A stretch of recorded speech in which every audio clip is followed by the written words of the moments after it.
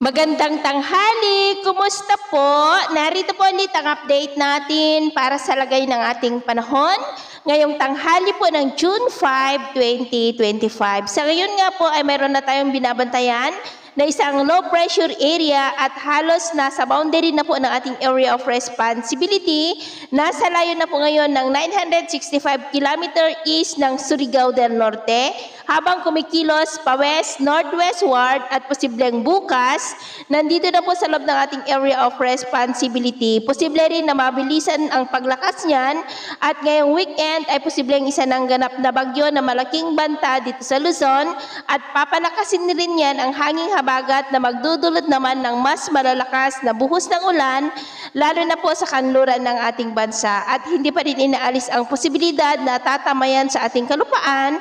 Kaya patuloy lamang po natin nababantayan ang development yan lalo na at nasa malayo pa at nasa mababang silangan ng ating bansa. At ito naman ay pinapakita ng forecast model natin po ang ginagamit hanggang po sa susunod na 2 linggo. At sa lagay ng ating panahon, ngayong tanghali ay wala pa naman pong direktang epekto ang LPA nating binabantayan.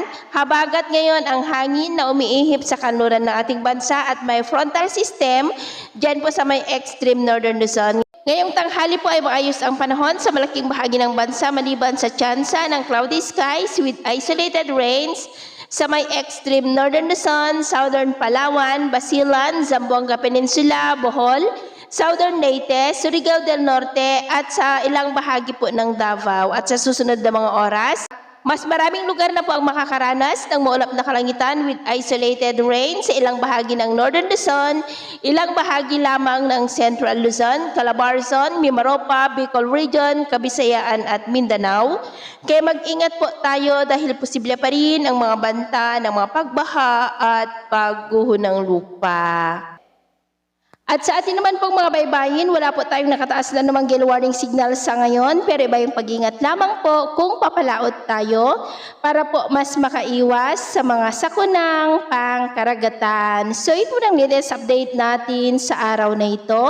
At ako po muli si James na nagsasabing sa kahit na pagsubok po na darating sa ating buhay, wag na wag po tayong mawawalan ng pag-asa. Thank you and God bless!